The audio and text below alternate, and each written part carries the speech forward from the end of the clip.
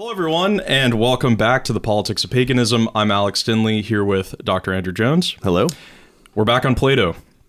So this episode is really going to be a summing up of the Republic, and because we're dealing with the later chapters, Book 8, Book 9, Book 10, that regime forms in the biggest sense, a description of the tyrant, and then finally the myth of at the very end. That this is a summing up of Plato's political philosophy as a whole, and really it feels like a very big shift when you get to Book 8, that it recontextualizes everything else that's going on in the Republic when we're talking about the denigration of one regime to the next. Mm-hmm. So initially in the first episode, we were discussing the problem of justice.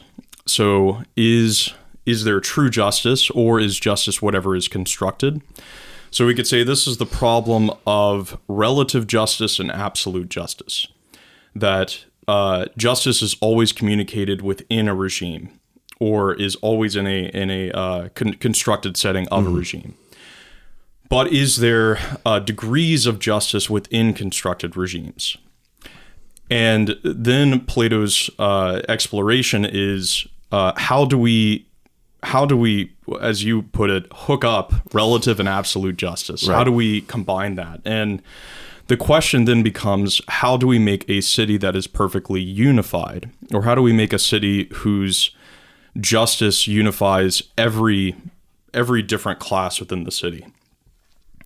And from there, we get the idea of the mixture of the elements, or the myth that comes about.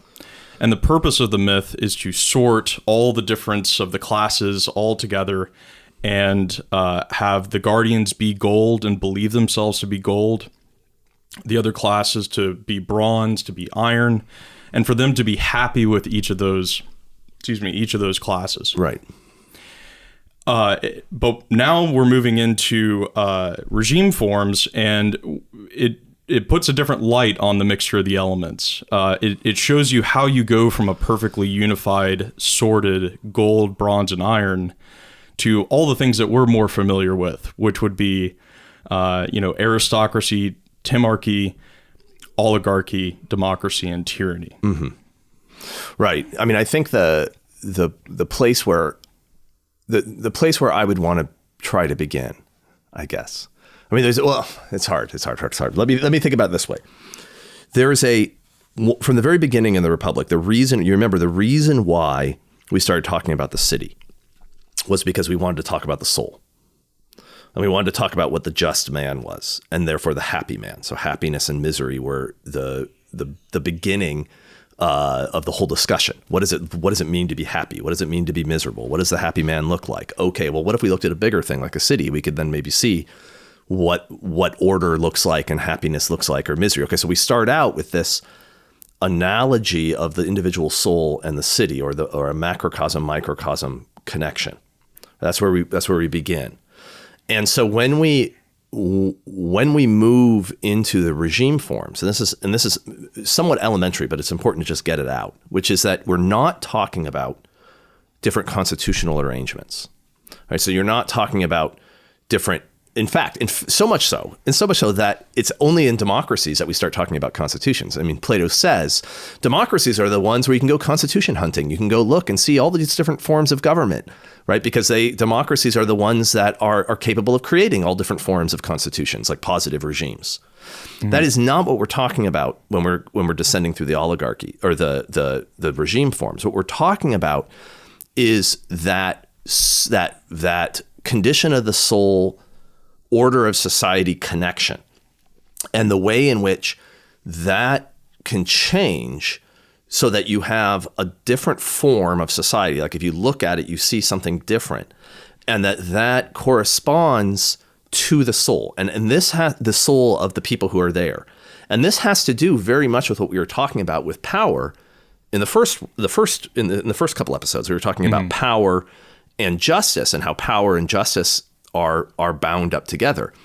And that's true of false justices as well. So like justice in the sense of whatever the justice of the regime is bound up to the power that regime is capable of exerting. So let me try to give an example. The just society, the republic, the just society, the hypothetical just society, the power of the guardians and of the auxiliaries is not military power within the city. It's not police power over the city. It's not fear over the city. It's not manipulation. It's not rhetoric. It's not the power of lying. It's not any of those things. What is it? Why are they powerful? Where does their power come from? And the answer is it comes from the justice of the people, because the people are rendering to each his due and minding their own business, which doesn't mean what it means to us. Minding your own business to Plato means it's a positive thing. You're minding it, not that you're not that you're ignoring other people's, but that you're minding your own, right? You're doing your own part. Which is exemplified in the myth of the metals, that everybody within the society is his end, the thing they're after is the same, which is order and justice. And so it doesn't matter if you're an artisan, you're working towards order and justice. If you're a guardian, you're working towards it, because the ends all align, right? The ends of all the people who are in the society. Then we can talk about a truly common good, right? A good that's common to all, and that's only achievable in the mutual achievement of it. Right, so everybody achieves it together, or they don't at all. Well, that's the condition for the type of power that the guardians wield, because when the guardians speak, when the guardians order or make commands of what to do, the city responds. Do you see what I'm saying? Yes. Okay, so what's the regime? What's the state? Is there a state? What I mean is there a distinction between society, the population, and some sort of positive regime? And I think the answer is all integrated. There isn't one. The regime is the people. All right. So you have that connection that the power is bound up with. So the power of the one speaking is bound up with the condition of the one listening. Mm-hmm. So when that connection is, I think, becomes is the prerequisite for understanding the different regime forms. You have to understand that, so that when we start talking about the Timocracy, right? So rule based upon honor. All right, it's a sort of rule of the auxiliaries, basically. So like the warrior class, whose supreme value within it is honor, ambition, glory.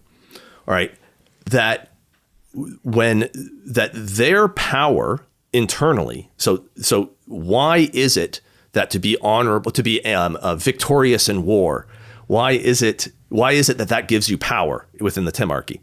And it's like, well, because the others of your class respect honor, respect glory, give you honor when you achieve glory, so that when you become this glorious warrior, then now you have power because the people within your class are responding to that.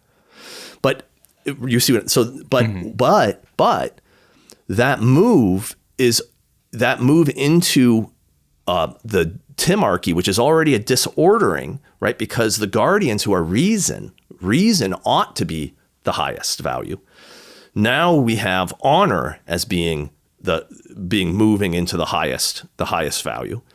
Well, that breaks the potential proper ordering of the society, because and I know this is very complicated. I'm going to try to explain it.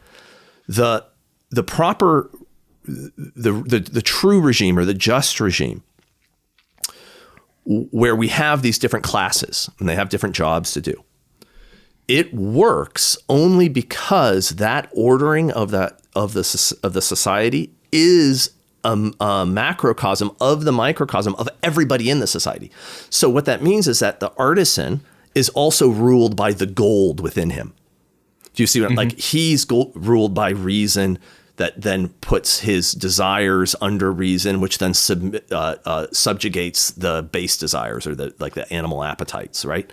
That even though in the analogy he's at the bottom of that hierarchy, within himself he has the proper hierarchy. Do you see? Okay, yes. All right. So that makes it complicated to understand that. It's not that the people at the bottom are animals and the people in the middle are just honor-based warriors and the people at the top are rational philosophers. All of them are philosophers in a sense. And isn't honor in that first move of Timocracy if reason's really ruling, then it just has friendship. Like it's the love of each of the classes for each other.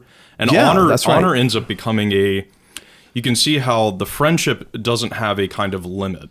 There's no gradations of, the friendship you can have. It's just you have friendship, you have love for each of the classes, but honor gives it a scale. There are more and less honorable people. Exactly. And so you've moved from a kind of infinite potential for a growth in the depth of the friendship all the way through the classes to now, these people are more honorable, these people are less honorable. There's a value now that has a finitude. Absolutely. And therefore and once you've introduced finitude for Plato, what you've done, that's the heart of the move, is that you've moved from that. And this goes back to our first podcast, where you've moved from that openness, like it's you're open upwards, because reason ultimately is the contemplation of the wholly transcendent good. You never it has no ceiling to it, and so it has. So it's what you're talking about. There's no limit to who can be integrated into the rational regime, right? But you have, when you get to honor, then there is, like you said, now that's a measurable human characteristic, right? Like it's actually a characteristic that, if we were going to try to make this really complicated, is socially constructed, right? Mm-hmm. So now the socially constructed justice, the law of the city, the relative justice, is being treated as if it's the absolute justice, right? So now honor is the measure. Once that occurs, then, and this is what Plato says, that is the moment in which they subjugate the population, right? That's the moment in which, and he says, they once ruled them as free men and friends, and now they turn them into serfs and menials, right? And it's because of what you're saying. The ends are no longer congruent, right? Like there's been a divorcing of the ends of the different factions within society, precisely because the end has become finite and therefore scarce, whereas reason is infinite and therefore abundant, right? So you have, so that's what occurs in, and then what I want to get at here is that you have then, what you're seeing in that first move is not a different constitution. What you're actually seeing is that the city, which was once the republic, which was this unity, has now, and remember, that republic from the very beginning was at war with those outside it. Right, that's a precondition. You got to be going to war outside. It is already disordered. It is already desiring luxuries. The whole thing is, and it's disordered and at war with that which is outside of it, but it has unity with inside it. And remember, we talked about how that war outside, the extraction of surplus is moved outside the city. This is Plato's first move. Mm-hmm. But what's going on is that it's now moving inside the city. So the war is moving inside the city, which is not a different regime so much as it is the shattering of the notion of regime. So what I mean is that, what I'm trying to say is that, if you want to say what the regime is, it's like, well, the regime is, it's like you have multiple regimes within the city now. So you have a breaking of the city into multiple cities. So you have a justice of honor at the top. Multiple cities as measured in the previous discussion of the Republic, right? Yes, because the city has to be a unified one justice that's ruling all of them, that holds them all together. But when we've introduced honor, we've introduced any of the ones that will come of wealth, of liberty and equality, and then finally of the one, and just will and power. We have introduced now multiple cities within what we call one city that's actually at war with itself. That's right. Because there are some who get large amounts of honor and wealth or whatever it could be, and there are those who are dispossessed. And that dispossession grows and grows through the different regimes. Yeah, what the cycle, the movement through the regime forms is the shrinking of that band of thieves that's tied together by some notion of honor, which we talked about in the beginning of the Republic, right? That in order to have any power, and this is what there was a whole discussion in the beginning, right? In order to have any power, there must be an agreement on justice internally, right? And otherwise, you're down to just one man, right? And we can get to when we get to the tyrant, we will get down to one man, and we'll see what that looks like. But and what ultimately what it looks like is it collapses. Right? It has no power left. That there's the shrinking of the shrinking and really the fragmentation of if you want to think of it as bands of thieves or of groupings that share an honor or share a notion of justice. That always existed when we talked about different cities. Now it's going to exist inside the city. Right, inside the city. And this is the birth of what we think of as governments. Right. So Plato says it's not until the Timocracy, right, when honor becomes the measure of the ruling class, is the justice that dominates the ruling class, that what do? Well, they have to introduce he says this is already a disorder in them, in their own souls, right? Because now they're the lower things and the lower passions, the lower desires, and the higher ones are in conflict with each other rather than being put under reason. And so what do? Well, they make a compromise and they institute private property, right? They institute private property and then subjugate the masses. Both of those are moves into statutory regime. Yes. Right. So now we have private property, which means we have contract, which means we have lawsuits, which means we have trade in that, so we've introduced a government.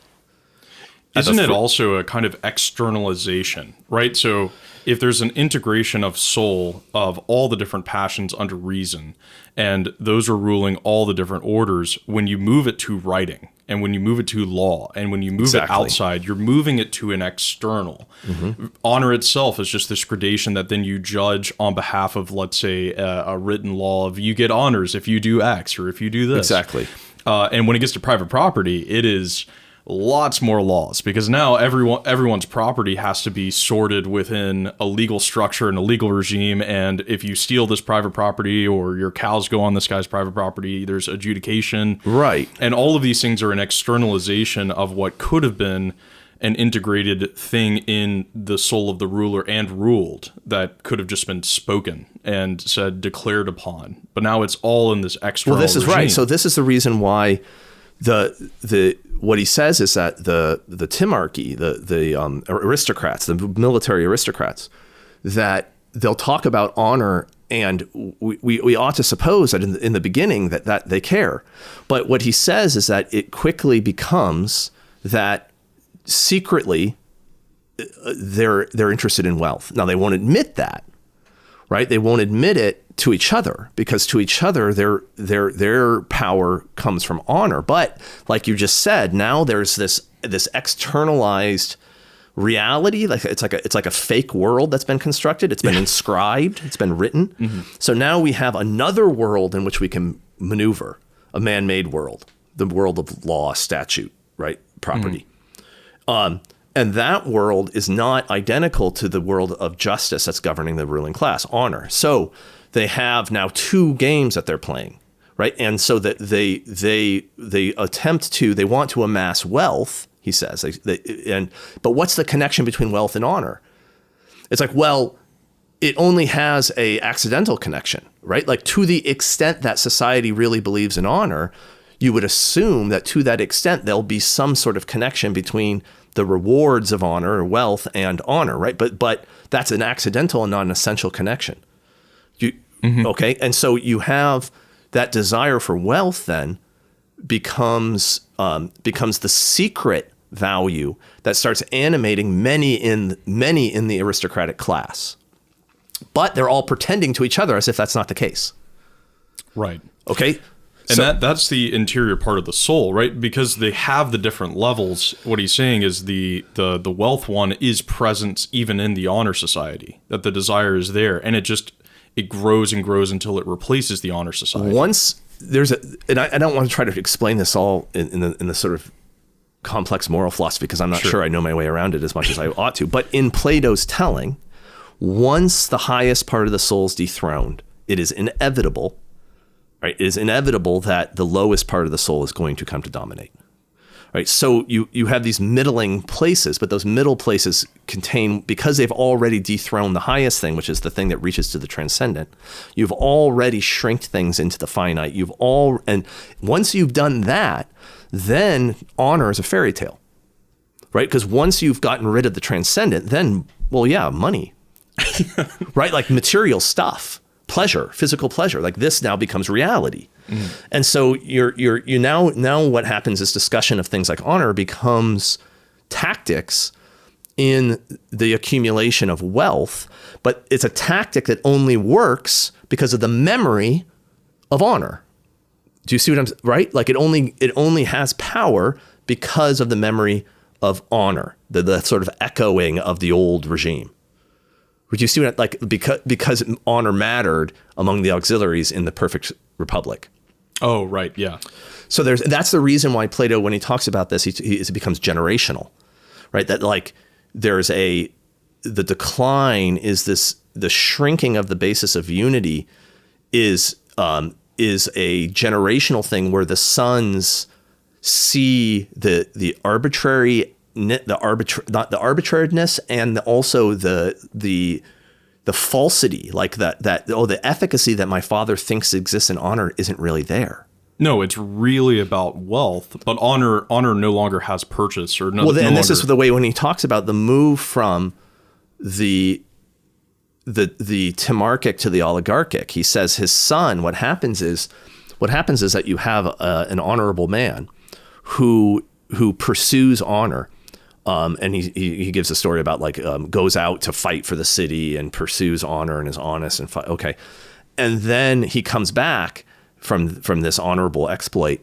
And what happens is he gets embroiled in lawsuits and they sue him and and his fellows bankrupt him and destroy him. And so once the shift has been made where money is now the real thing deep down, then the one who believes in honor is now a fool.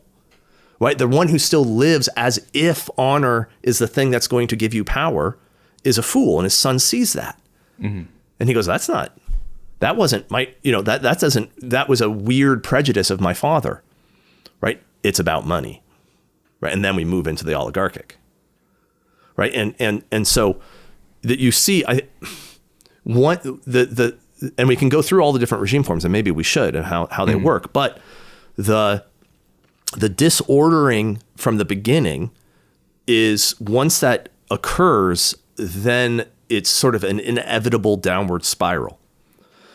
But, and I don't know if this is the right time to bring this up, but we have to say that we have to acknowledge that disordering was present in the beginning, right? In the very beginning, you had, in fact, this is really interesting because remember the city of pigs, the sort of peaceful city that was self-sufficient community. And then Glaucon says, well, that's no good, right? We want luxuries and all this. And then when he starts talking about the first of the bad regime forms, the imperfect regime forms, the Timocracy, and someone says, well, what are they like? And he goes, well, they're like Glaucon. Like, that's what he says. Yeah. Right? So like from the very beginning of the founding of the Republic, we are already dealing with a disorder, and that the disorder is already what will become the foundation for the Timocracy, the breakdown. The breakdown of it. Right. So it's present. The war outside the city is already a disorder. And so you're already attempting to order something internally with a contradiction within it. Right. Plato is from the very beginning, which is the reason why in the beginning was like, well, I guess we can talk about fevered cities if you want. Here we go. Yeah. That's where the break really occurs. So city of pigs, it's self-sufficient. It's happy. There's no war. There's no deficiency. Reason just rules. And then in the break, when we start into the fevered city, the admission that there will be war And we also distinguish that like it's not it is also it could also be the case that your neighbors want to go and extract Right. luxury So the from city you. of pigs is silly. It's silly. It's not like, and this is, we don't want to get, you don't want to mistake and go, look, Plato is like a back to the land hippie or something. He thinks he's making a point. He's being ironic. Yeah. He's like, look, this is what it would look like. And then of course everyone's reaction is, well, that's never going to happen. And importantly, what we want to he's say, like, yeah, you're right. That's never going to happen. So let's get down to business. Yes. Right. What we want to say is that the book 4 Fevered City, and by the time we get to the Tyrant in book 9, is worse, or describing the fevered city in all of its different forms. That the overthrowing of reason, the necessity of war outside, and then imagining this perfect unity. Even there, it because it's fevered, because there's war, because there's even a disunity on the outside, even if you're making it perfectly unified on the inside, there are the principles for its own destruction at some point. That starts with its dethroning of reason in the beginning. I think that very idea from the beginning, that the Guardians have to view those people outside as enemies without reflection, is already the crack that will destroy it. Right? It's already there. Yeah, it's already a fiction inside, which is the reason why we have the myths and the reason why we do, it's already kind of trying to fight against the disorder that's in the soul already at that point. Yeah. Fight against the reality of the disordered soul as best you can to create the perfect republic. But even there, it is already going to denigrate. Which is the reason why he keeps talking about the philosopher king, and then, well, that's not really possible. And, well, is it possible? Well, I guess theoretically we can imagine it, but it'll never really happen. And, it's like it's already an exploration in the ideal form. And this is what he says at the end of the section on imperfect regimes, is he says, it ends with that paragraph where it might be worth reading. Actually, it's in book 9. I have it up here. It's at the very end. Is it the here? end I of have it right okay, here. Okay, great. He says, so he's talking about the philosopher. And he will follow the same principles over honors, private or public. If he thinks they will make him a better man, he will accept and enjoy them. If he thinks they will destroy the order within him, he will avoid them. If that is his object, he won't enter politics, he said. That's Glaucon. Oh, yes, he will, I replied. Very much so, in the society where he really belongs. But not, I think, in the society where he's born, unless some miracle happens. I see what you mean, he said. You mean that he will do so in the society which we have been describing and which we have theoretically founded, but I doubt it will ever exist on earth.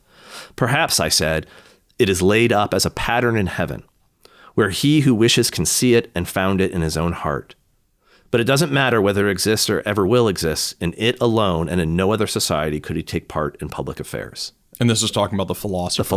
The true philosopher. The point, though, is that the discussion of the ideal city is a reaching up into those ideal forms and saying, look, this is the form of city, like a form. But any instantiation on earth is always going to be and is a degraded form. It's not the form itself.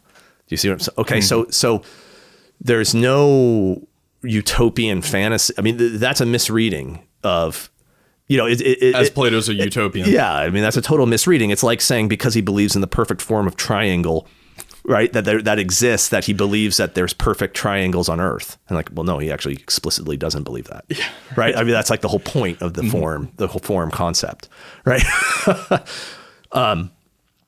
So I think one of the things I think we need to see, though, is that the decline of the regime forms is inherent for Plato, I think, inherent in the predicament that mankind finds himself in. Right. So you will decline into, and that's the reason why the way he describes the decline, the conditions of its decline are present in the structure of the previous regime. You see, so let's look at oligarchy for a second. Like the oligarchic have power, in an oligarchic regime, one of the ways that they're building and maximizing their power, he says, is by fostering in the public unfettered desires, right? And the reason why is so they can loan them money, and they can basically, that's what he says, and take interest on interest on it, and so basically they can exploit them financially by making the masses like them, like the oligarchs, making them more, desiring wealth, desiring pleasures. Okay, so in order to maximize their power, they are going to turn them into more debased people. But then that then become, and actually more like them. Mm-hmm. And what Plato says is that it gets to the point where there's no difference anymore in the soul between the oligarchs and the poor who are they're ruling over. And that's the point at which the poor go, look at these guys, they're just like us. Why do we have to do what they say? Do you see what I'm saying? And then they overthrow them. Yes. Right. And so you have the power that's wielded by one regime is a prerequisite aspect of how that power works is the conditions for its own overthrowing. Now, obviously, Marx just takes this from Plato. It's not right. So this isn't Marxist. So Marx is Plato. It's important. The oligarchic. So to trace it, the oligarchic regime becoming more oligarchic is also the precondition for its own demise. Like yes. as it becomes more itself, right, eating on the previous regime or taking from the previous regime, it lays the foundation for its overthrow into the next regime. So it is moving in each of those. And maybe we could start again with Timocracy and start to trace it all the way to where we get to tyranny and the description of the tyrant, because I think that's really important too.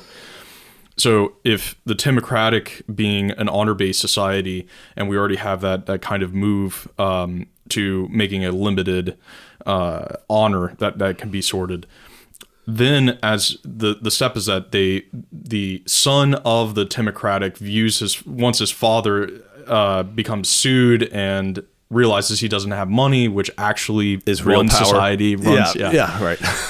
The son just desires wealth, and so pursues wealth, accumulates wealth, begin the oligarchic, begin the legal regime. But the sort of irony there is that he pursues it because he sees it as the means of achieving what his father desired. Do you see what I mean? So there's like an echo of the past regime in the formation of the next one. So his father desired it, but couldn't achieve it through honor. So now the son desires the same, but through wealth. He sees the way it really works. The way it really works, okay. Which is through wealth. And then in the oligarchic, we had the development of a private property regime, the movement of the soul into greed and just desires for wealth and accumulation, a beginning disproportion between those who have lots of private property and those who extract surplus from the lower classes. Yeah, the division becomes even more profound because what he says is it's in the oligarchy that we then start getting. So in the Timocracy, you had private property emerge, and so people could be measured by private property. When you get into the oligarchic, he talks about there being different legally construction of different conditions for office, different legal status of different types of people, right? And so what you're getting then is what was once an organic order that emerged out of the souls of the people who lived in it is as it's being ripped apart and turning against itself, they start to build a ever more complete fake order. Do you see what I mean? Like a legal statutory order that lays on top of the society.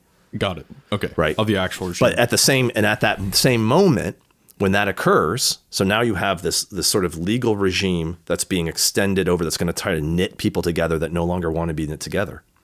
This is the emergence, he says, of two groups of people. This is the first time you get them, he says, the beggars and the criminals. And both of them they're actually the same type of person, he says, that he refers to them as drones at first, but some drones have stings and some don't. It doesn't really work biologically, I think, but whatever. Yeah, I don't know. I mean, the point he just says is that they're parasites, okay, which I don't think actual drones are actually parasites on the hive, but whatever. Yeah, I have no idea. But the point is that they don't contribute to the order of society anymore, right? They're parasitic on it. But the reason why they can emerge is because the society, the structure, which has become extrinsic, legal, is no longer coterminous with the people itself. So now there's space between the people itself and the extrinsic regime for people who are outside of the legal structure to come into existence, the beggars and the criminals. And this is, I think, really important because the criminals are, and especially the criminals, because he says that the criminals are the ones who were meant for greater things. And this takes us back to his discussion of how the potential philosopher king is also the one who, when corrupted, becomes the worst. Right? And because he's the most capable. So when you have the creation of the criminal, you think about what a criminal is, and that a criminal has sees the law of the city and rejects it. Right? Yes. And that sounds like a philosopher, doesn't it? I mean, like, goes beyond nomos. It goes beyond the law of the city, or goes beyond, sees it and thinks this isn't it. This isn't the whole thing. There's something else. Now, the philosopher goes above the law of the city. The criminal operates below it. Yes. Because the law of the city has now become this extrinsic, entirely temporal fiction. And so you can operate there's actually a world underneath it. And when you see that, oh, look, there's actually a world that this doesn't, all these property rules and laws and administration, bureaucracy that's being built by the oligarchy. And it's like, that's just kind of laid on top of a world where I can move that exists. Sure. It's your mob boss or something. Right. And that didn't exist in the old city. The world and the regime were the same thing in the ideal city. Now we have the distinction, which means a criminal can come in. And that criminal is philosophic in the sense of seeing the relativity of the law and seeing it as dispensable, as not nature itself. Yes. All right. So now you have a class over which the power doesn't work. A criminal underworld. So, like, why did the power work, the oligarchic power? Well, it works because everybody wants money. And thinks this is the way to make money. And this is the way I'll play the game. But you can make money other ways. But once you realize that there's other ways or other ways of other desires to satisfy, it's not just money. Maybe it's power, pleasure, whatever. I mean, the money, the desire for money is like how honor was in the Timocracy. The desire for money is arbitrary, right? I mean, it's based upon that money has certain, gives you certain benefits because, and this is why Plato says, in the oligarchy, the oligarchs will be like pretty decent guys in a lot of ways because they'll be honest and fair dealing, and like they'll be, they'll keep their baser passions in check because their baser passions inhibit their ability to make money. And so they will be disciplined. But he says the only reason why is because that's efficacious for the wealth, the creation of wealth. They don't actually care about honesty, for example. It's merely that they have to be honest in their business dealings. Otherwise, people won't do business with them, and then they won't be able to make money. Yep. So the virtues that are there are fictitious. They're actually vices. They're actually, I mean, technically speaking, like really elaborate vices. But the criminal sees through all that. Yeah. Right? The criminal sees through all that and says, I opt out. I'm going a different route. Now there's space. Now there's space for me to extract. To operate within. To extract wealth or property or pleasures from the world without going through this apparatus. And that's really important because that becomes the class. The criminals become the class from which democracy and then tyranny flow out of. The class that that has basically a completely they completely reject the justice of the city and then operate underneath it in the gaps in the underworld of it. Yep. And try to achieve their whatever desires, their desires for wealth or pleasure or whatever. Ultimately it'll be power, but power. Okay. Right. And then maybe we can move then to the democratic, how that arises, because it's that the businessman being honest and acquiring wealth, that ultimately is for his, the son of the oligarchic father just cuts through all the wealth part and goes straight to the pleasure part. Like yes. the baser desire. Yeah, of which is wealth. what Plato says is what was really animating the oligarch. Like really he shares for the purpose of really pleasure. He shares the same constitution as the drones. Right? But wealth was the means by which he achieved it. Mm-hmm. And so now there's a desire to just but it was also had a sort of weird prejudice to it, right? What had a weird prejudice? The desire for wealth. That was left over from the Timocracy. Okay. You know, you see what, like, it still had a lingering, there's still a lingering value system, you know, that it's honorable to be wealthy. It's admirable to be wealthy. People respect it that you're wealthy. Yeah. We still have this idea today. Yeah, well, we're in an oligarchy. Yes. We're in a collapsing oligarchy, right? But basically hopefully people will recognize these traits in our own society. Yeah, absolutely. Yeah. And the democratic man then wishes for just a total liberty and a dispersing of that centralized wealth to everyone can have the pleasures given by wealth, and let's redistribute all the property to the people so they can achieve all of their desires of whatever they want to do. And it's interesting when he's describing the democracy, he says how creative and free it seems and open-ended and anyone can do. His description of the democratic man always is great, where he says one day he drinks himself under the table, the next he's on a strict diet of water. You know, he usually talks politics, and when he does, he says the first thing that comes to his mind. He'll take to philosophy and learning and then give it up the next day. And it's it's a free and carefree life that you can do whatever you want.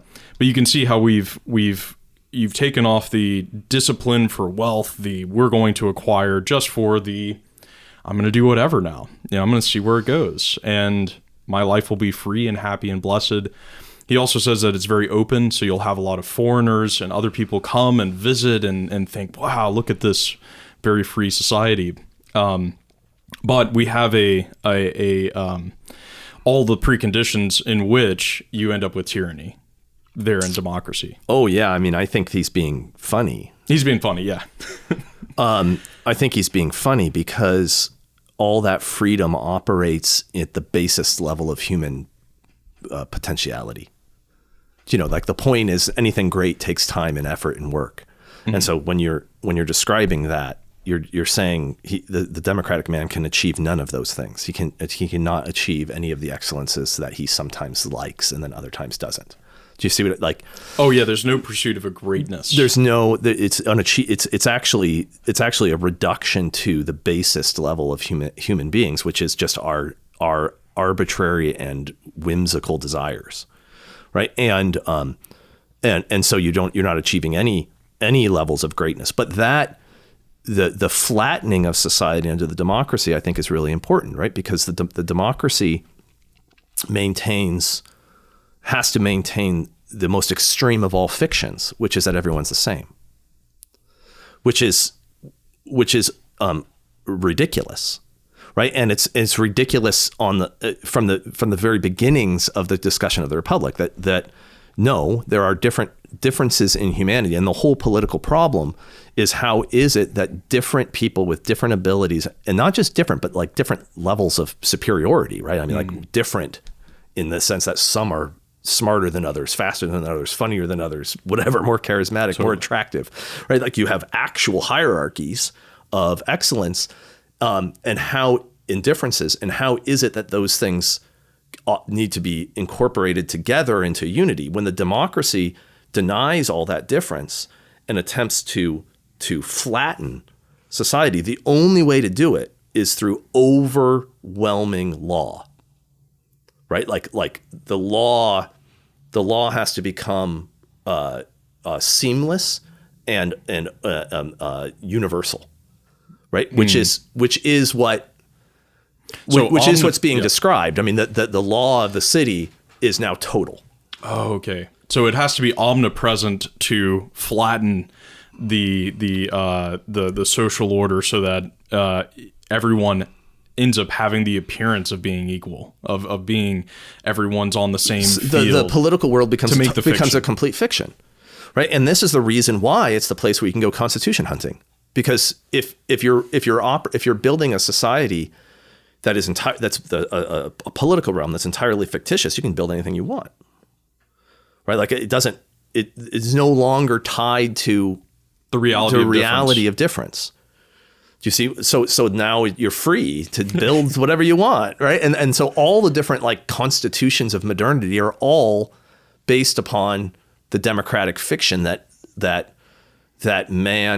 society is made up of interchangeable parts, and therefore are capable of being ordered extrinsically, right, by constitutions. And importantly here, it has to be ordered by some centralized state structure that holds the equality flattening together. Isn't that the point too, right? Like absolutely, right. It's not. It isn't just hippie, do whatever you want, democratic. No. That only occurs because there's a state that has an overwhelming law that equalizes the whole and subjectifies it along a strain, right? You can't do whatever you want. What if you want to be excellent?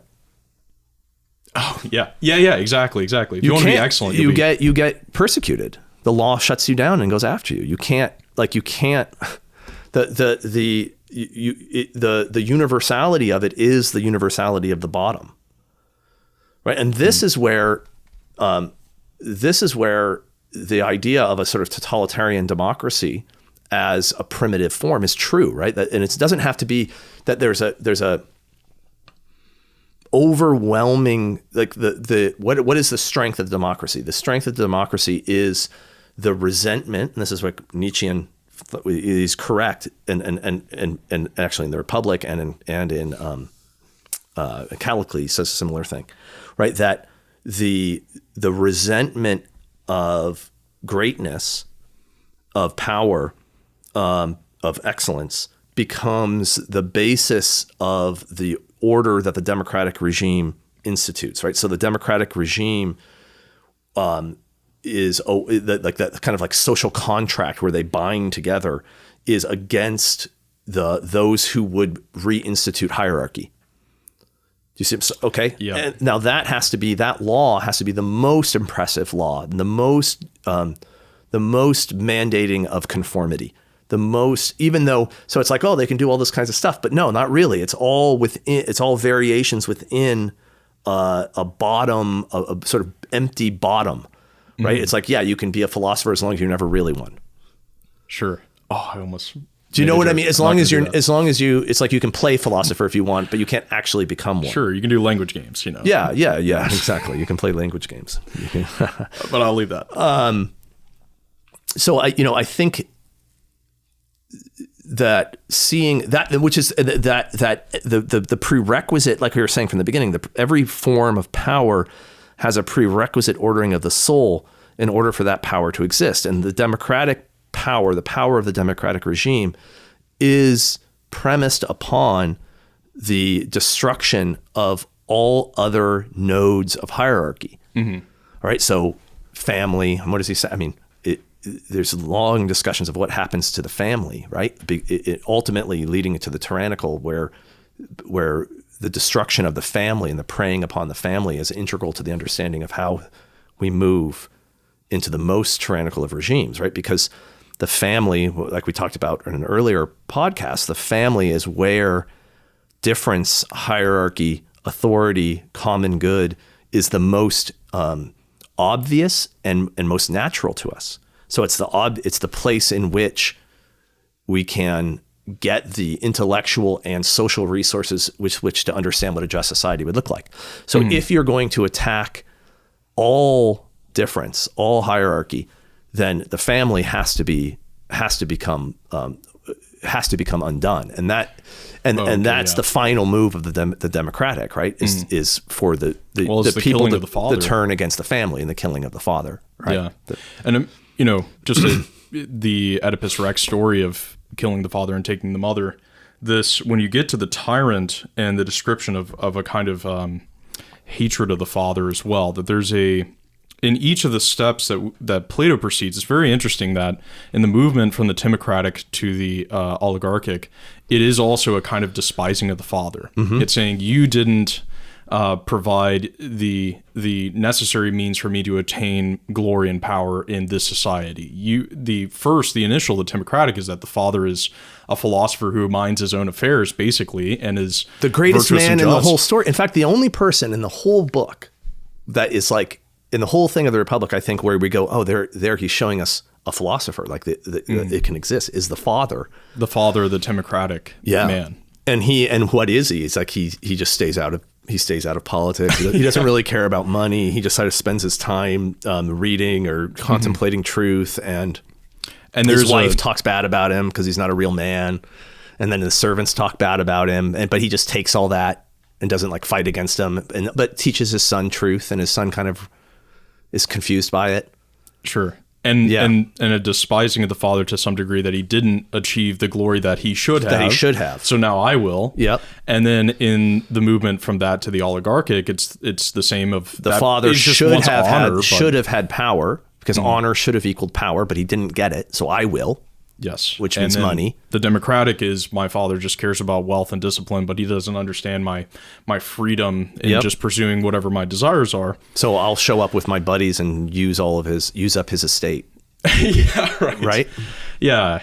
Kind of like Dimitri in exactly. Brothers K, you know? Yeah. He's kind of that. And then finally, with the tyrannical, what we're getting to then is you see the weakness and the kind of just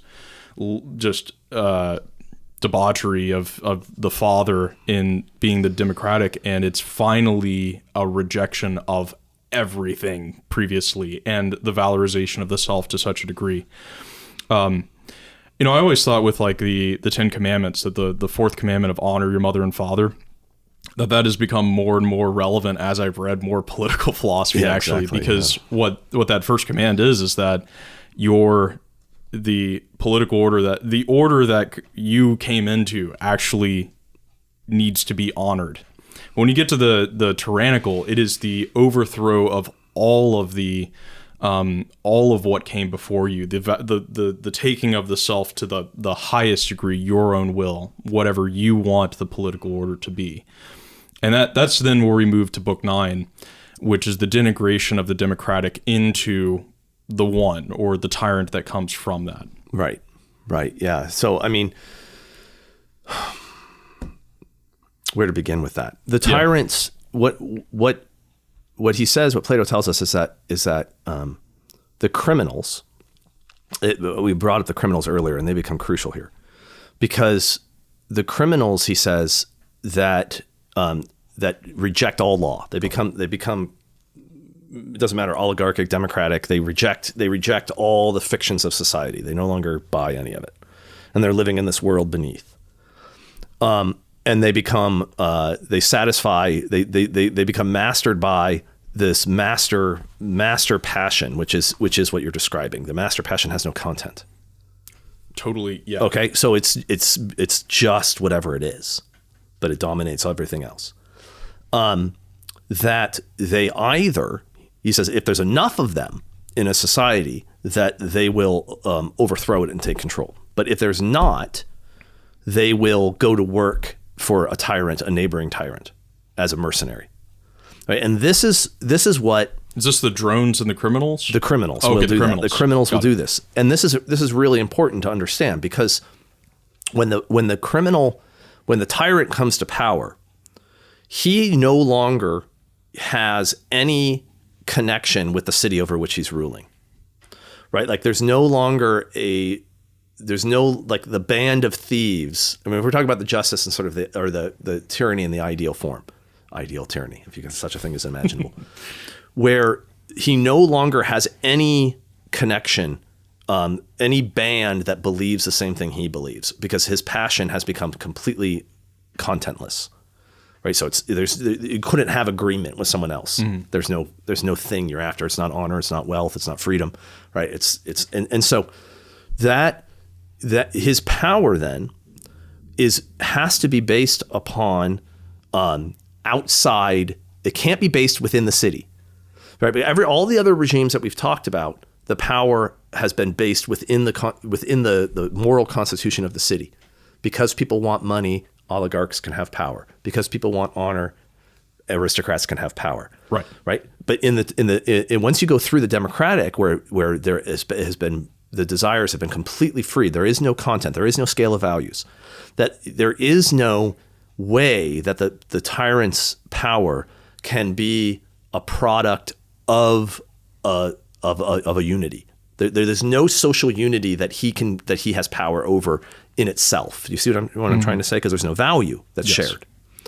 So that means that the power has to be based on pure extrinsic power, nothing internal, which means military power, which means mercenaries, and mercenaries from without.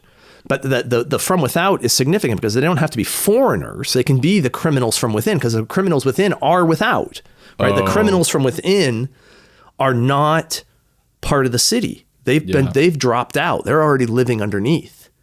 Right. So you can even go outside and get the mercenaries you need, or you can go to the criminals inside. This reminds you of what Arendt talks about the Brown Shirts. The initial Brown Shirts and the Nazis were just the criminals, and they made them, they put uniforms on them. And you can get them from either side, and they are all, the tyrant is merely one of them. Okay, so it becomes the society of criminals, but the criminals do not share. They're not the band of thieves we talked about earlier. They do not share a value. The only thing that binds them together is the opportunistic preying upon the others, right? The weaker ones that they're not preying upon, and that can't hold, right? And so this is the reason why the tyrant, it's like the tyrant who seems to be the one who gets whatever he wants and is in power and all of this. Plato's going to say, no, you're misunderstanding what's going on, because the tyrant is not a member of a society, which means he has no protection against the people. There's no basis for power over the ones he rules. So he tells a story, for example, he says, okay, why a guy who has 50 slaves, I think it's 50 or whatever.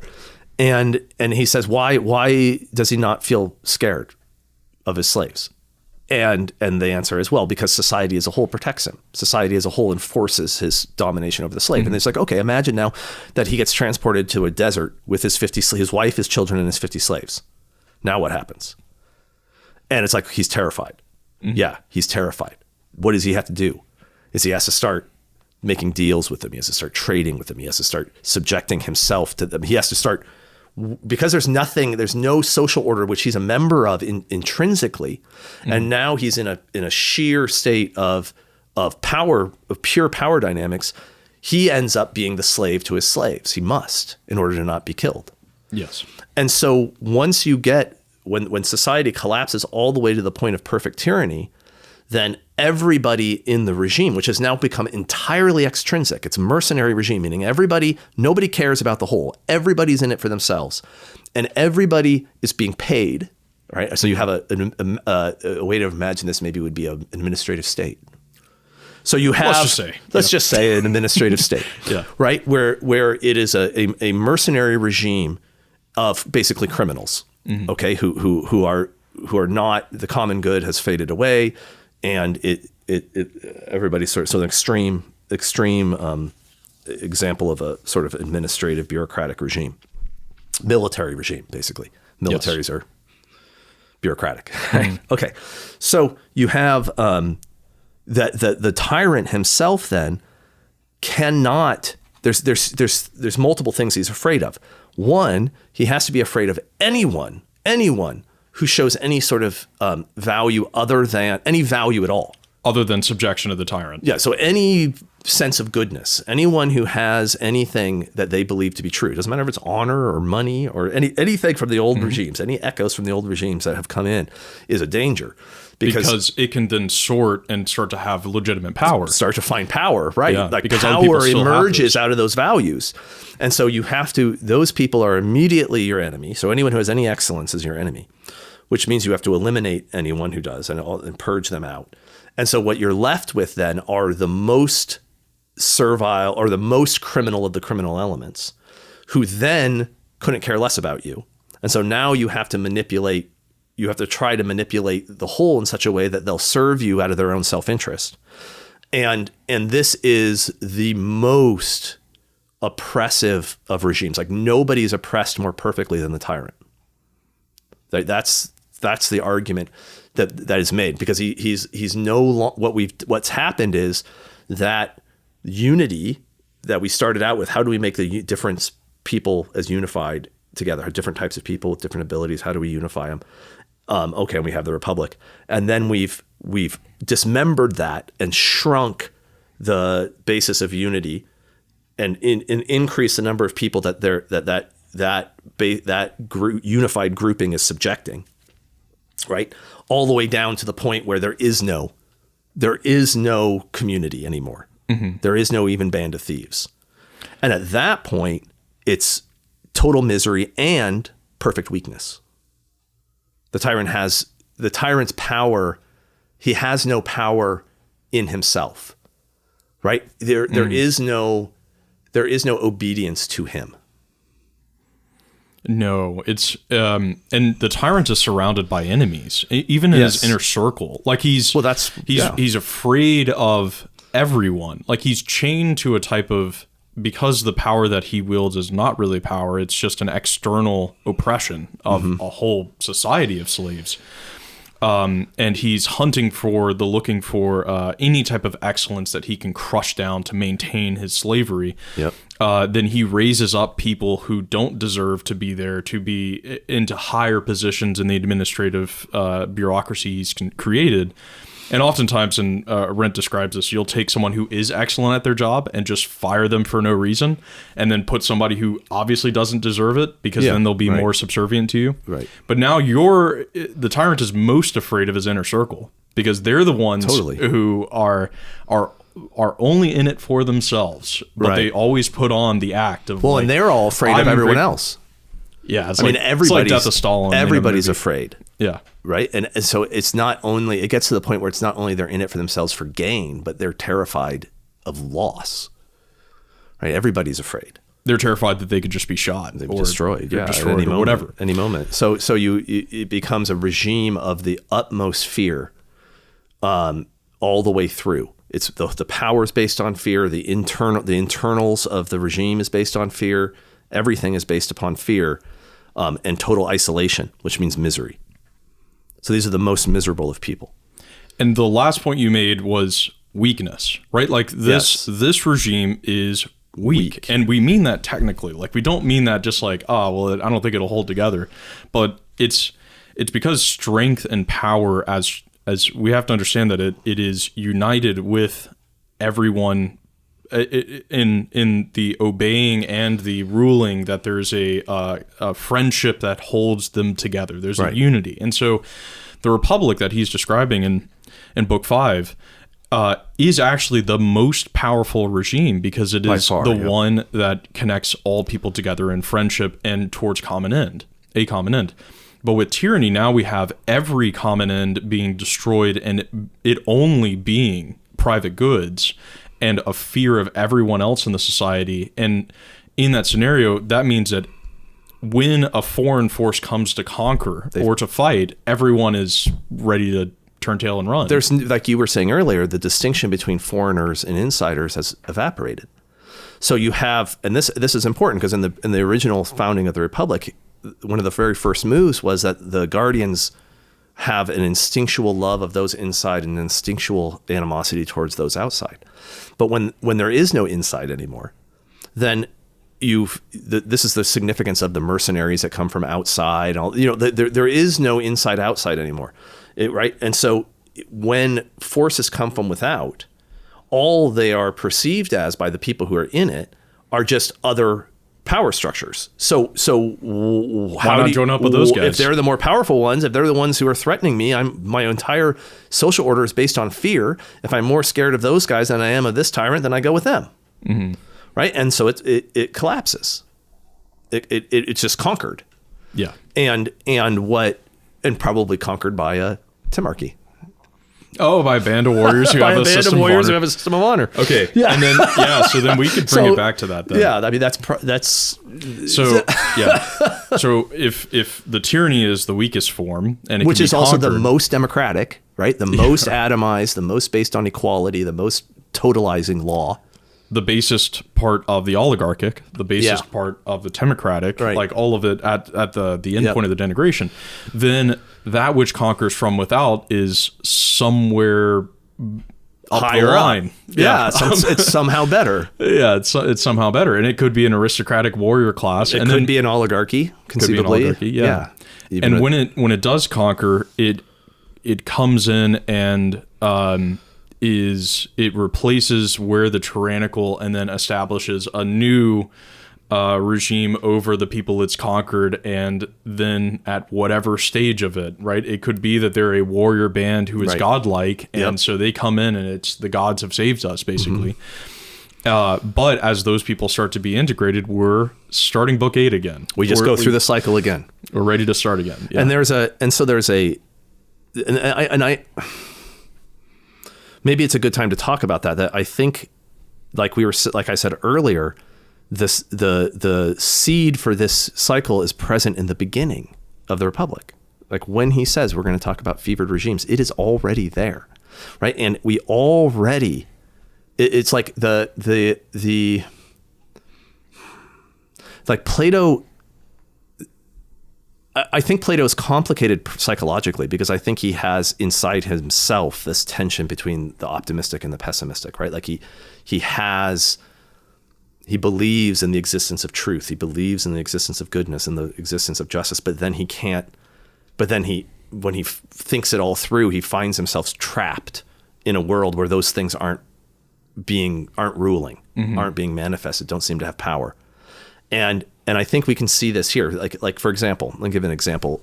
And this is something I don't really understand very well, so I'll try, but maybe I'll not make good sense of it.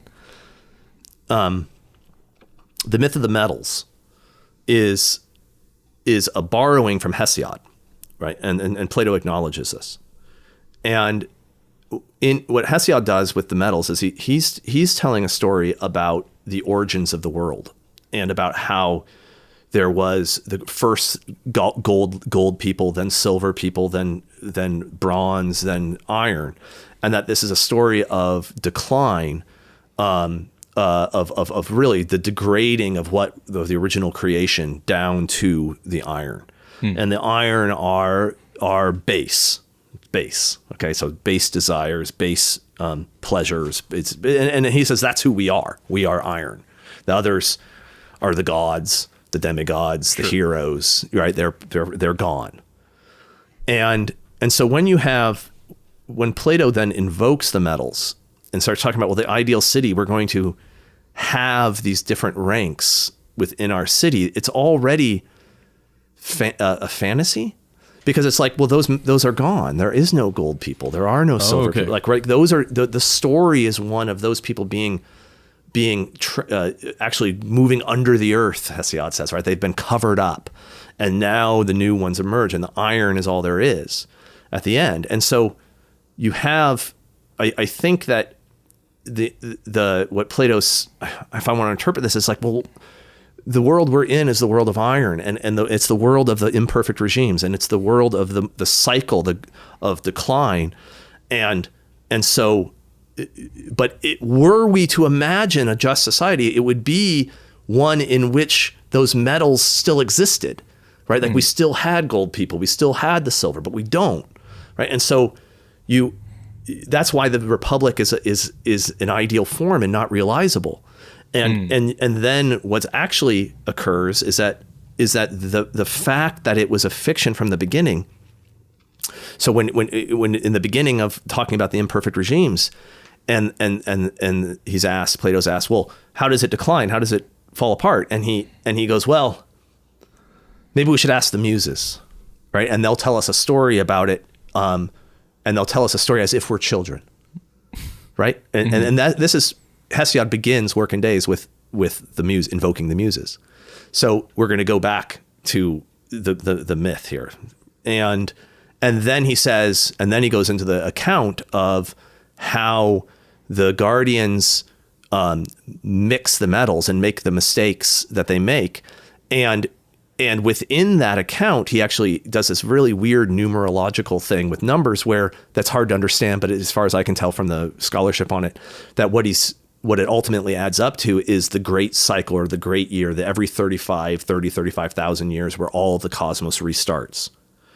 And that it's inevitable, because we're actually in the age of iron, that there's this cycle that we are not going to escape. And it will be the case that our fiction will fall apart because it was flawed from the beginning, right? It wasn't true from the beginning.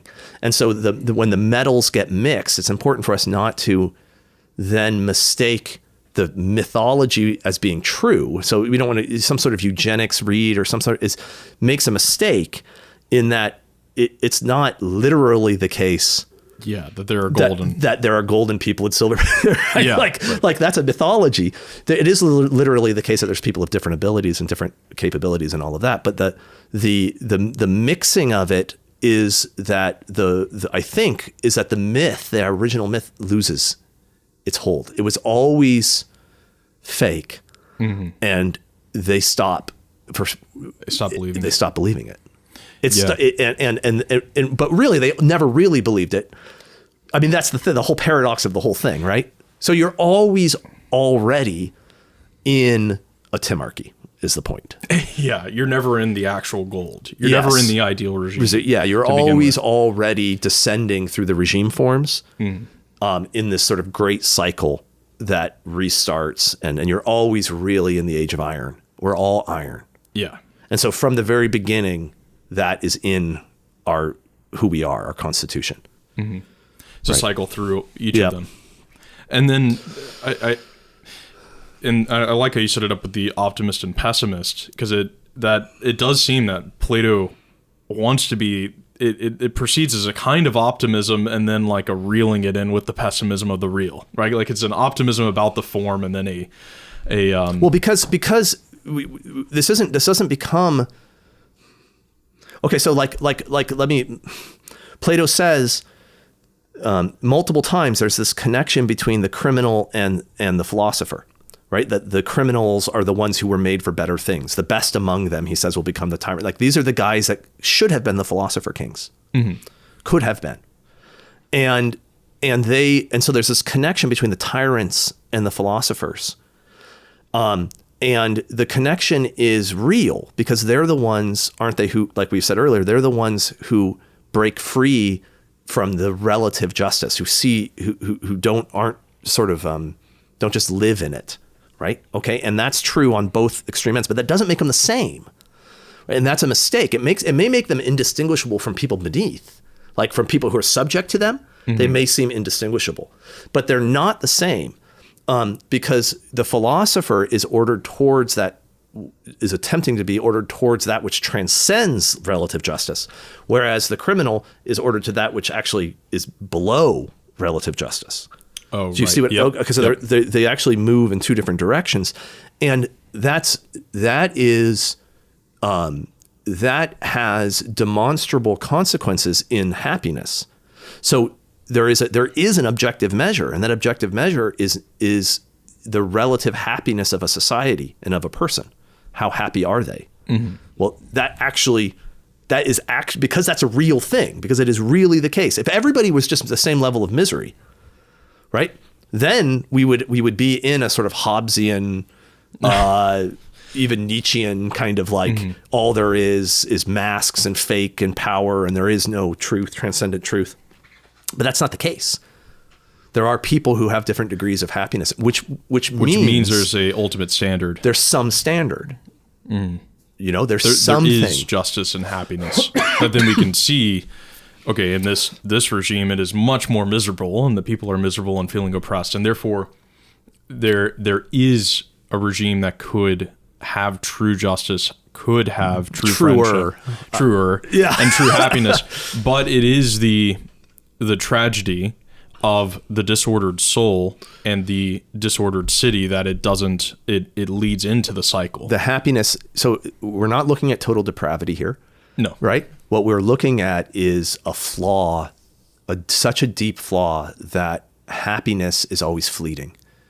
Happiness is had and then lost. Happiness, because the cycles, the cyclical nature of history, of the seasons that we move through, every summer, follows an autumn that's abundant, and then that everything dies and goes through winter, which is necessary for the spring to come, which is necessary. Sure. And you see what there's like, you get in this very ancient pagan cyclical thing where hope doesn't exist. Happiness does, but it's fleeting. And really fate, fate rules. Fate rules. Yeah. Yeah.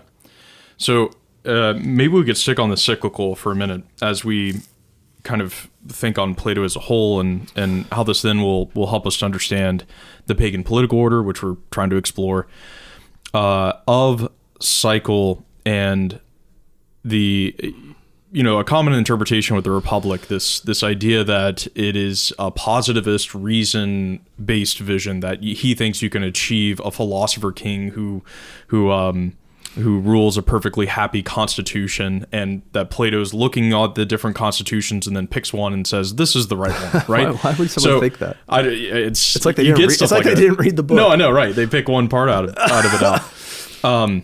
But what we're saying here is that it's not a positivist progressive vision towards a perfect constitution. That is a modern Enlightenment type political vision that will achieve some perfect constitution. Yeah. Plato doesn't believe that. No. I mean, I think Plato believes. I think Plato believes somehow that it's possible for the individual to become wise, right? That it's possible. You don't have to be trapped in this. I mean, don't you like yes. You can become freed from the cave. You can become the philosopher. But the cost of that is going to be rejection from society, right? Because society itself is not going to be that. Is not going to achieve that, is not going to become a philosopher state. If it were, this is what it would look like. But look, this is absurd, so it'll never happen. Yeah. Right? Yeah. It's not impossible, but it's not, which makes it, the fact that it's not impossible means we're talking about something that's real. Do you see what I'm saying? Like, yes. If he said it was impossible, then the form, that ideal form would no longer have the metaphysical status that it has. It's not impossible. It's just not, it just doesn't happen. And given the condition that we're in, it's not going to. But it's possible for you to have a properly ordered soul. And for you to start to live justly. I think that's what he thinks. Now, that might be naive, right? Like, we don't have to agree with him on that, but that's the sense I get from reading Plato. You can begin to live justice, and what that will, as you were saying, what that will require is you can't be like the city, because the city already has elements of the fevered city and disorder within it. And so when you don't fit the law of the city and you aren't fully integrated, there's suspicion at the philosopher, potential for open hostility towards the philosopher living justice, because it's a judgment upon their relative justice. Well, every regime thinks that it's the regime of the philosopher king. Right. Okay, so every regime thinks that its sense of justice is justice itself. That's the nature of a relative justice, right? It's not, they don't know it's relative, otherwise it wouldn't exist, right? Like, so if you challenge that, you're a criminal to them, and they don't know the difference. The regime itself can't distinguish between the criminal, the true criminal, who's living beneath justice, and the philosopher who's living above it. The people who are in it can't tell the difference. You're a criminal. Yeah, you're a corrupter of a youth. And you're atheist. A corrupter of the youth and an atheist. Exactly, exactly. So yeah, and when you're reading the Republic, you can think about Socrates' eventual trial and death, because it's present there that there's no regime that lives up to the philosopher's nature. When he's describing the tyrant being beyond all law, right? It is the accusation hurled at Socrates of being beyond law and being impious, and even though he is the most just man in that, and the one the one striving for justice and piety to the gods as best he can. But because it's above, like you were saying, they can't see that there is an above. That's right. They have a ceiling. It's impossible to see that there is an above. Right. They're in the cave. They're in the cave. They can see that there's a below. Yeah, exactly. So everyone who's above seems like they're below. Yeah. No, I think that's right. So this is why it's a position of persecution. I mean, the best you can do is just sort of like fly beneath the radar and opt out. And there's a few instances as well in the Republic of, if we're trapped in a cycle that the gods have made of all these different corrupt regimes, there's a few places where I see an openness in Plato to the gods stepping in and ending the cycle and starting something new. There are a few places of the gods, by some, he'll say, like, by some miracle the divine pattern gets realized, or that the philosopher opens up. And we brought this up in the previous of between in the individual philosopher, the cynical and the pious, or the openness to the gods intervening in the cycle to change things. Yeah, it's a problem. It's a problem. For me, it's a problem because maybe it's because I'm too cynical. Because the gods, we've encountered gods throughout the Republic, and they've always been false. Yeah. So, the guardians, when they die, are going to be made gods. We're going to tell the myth that as if this comes from Mother Earth itself and the gods, and So I don't know what to make of the intervention of the gods, because it could be that you're actually talking about the intervention of a god, or it could just mean that you're talking about the arrival the arrival of a new band of guardians who are gods, who give a mythology, who start the thing again. So I don't know. Yeah, it's tricky to say. Now, in the myth of at the very end too, right? Where the tyrant is punished, the individual philosopher who lives justice is rewarded. That is also present in the Gorgias, where at the end the gods stepping in and adjudicating in favor of Socrates rather than the tyrannical position of Callicles. It seems like there's an openness to divine action to happen there, but it is also, what I'm saying is that resolution, there's no resolution in that There's problem, no resolution. right? Like, right. At the same point, you can say Plato is leaving an openness for the divine. You could also say at the same point, he's saying there's possibly it's a bigger cave. And possibly the gods are actually fake, and I'm like, this is made up, but I don't know. Yeah. I think that's a kind of phenomenological or experiential understanding of the pagan as such, is that it is a kind of darkness. It is a darkness and an ignorance of, you can see out there probably is a divine, but at the same time, all of them are pagan idols and constructed, and it's a tension that isn't. And you find yourself in the same position where it's like what we were talking about. The city can't tell if it's a criminal or a philosopher, and it's the same sort of thing. Like, you can't tell if it's a god or a false god, right? Like, you're kind of trapped in this world that you can't really break out of. Yeah. This return to the beginning, it's and we'll get to Nietzsche eventually, but the eternal recurrence, and that whole Nietzsche really understands that pagan experience of. And, my guy Deleuze, the difference repetition, where it is rather than some movement towards a grand, glorious future of progress and modernity, it is the repetition of the same in different iterations. Right. That difference really is different repetitions of a oneness that you can't understand, but through different cycles. So, and then... Which is, I think, clearly, and I think you would agree, a return to the pagan sensibility. Absolutely. Return to the pagan sensibility. Yep. So where this is going to, we can discuss that Christianity then, in this pagan cycle, and as returning to Augustine, that the answer to the darkness, the answer to the cyclical, to the sameness, to the unable to escape that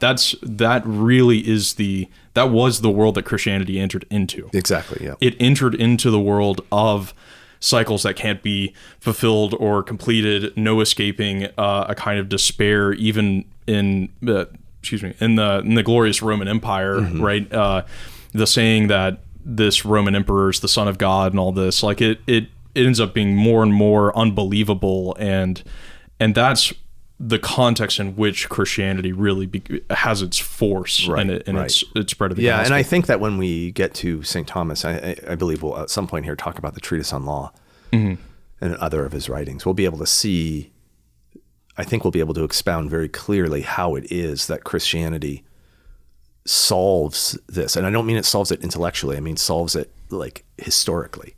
Do you know? Like I don't think the pagans are wrong about pre-Christian history. That it is like it is basically cyclical. The rise and fall of empires, the fluctuating back and forth between relative virtue and relative vice, the fate. You know, it's like what they're saying is like, yeah, man, that's pretty much what it looks like. Yeah, I mean, you're doing a good job. So what the change that we'll see is not like, oh, they got the right philosophy or they got the right thing. It's what am I trying to say? It's existential. It's real. Like, right. It's historical. But I think we should really talk about that in depth when we get to St. Thomas, because he really expounds on that. Before that, though, we got to go through Aristotle. Yes, we do. Yeah. And just as a looking forward to Aristotle and the politics, it is not as fun of a read, at least for me, as the Republic. I love the Republic, the narrative, everything. But we have the possibility of the creation of an actual myth to rule a regime, possibly, and natural slaves. So maybe as people are reading it in preparation for it, to really pay attention that there is a unity in all of Aristotle's politics, that you can't just forget the fact that we talked about natural slaves and the household in such a way, even in the development of all the different regime forms, which we're going to come back to pretty seriously, because he develops all different characteristics, distinguishing each of them from each other. And also, having gone through the Republic, we can see where he is agreeing with Plato, modifying positions, I think in a large way modifying the gestalt of what's going on, like the setting in which it's said, right? With Plato, I think the setting is in this biggest cyclical history, the denigration of the form, the kind of pessimism we're seeing. But with Aristotle, there's a kind of like optimism for a middle class that can be strong, a preserving of the regime, and are we in the constructing of a myth that benefits a political order? Right. Yeah. So that's going to be the question we're exploring. That sounds great. Any last thoughts on I know we're going to bring back Plato will get brought up over and over. Over. Like the old saying, all of Western philosophy is a footnote to Plato. Yep. So we'll just keep talking about Plato. Oh, that's great. Well, thank you. Thanks, Andrew. And thank you all for listening and watching, and we'll see you in the next episode.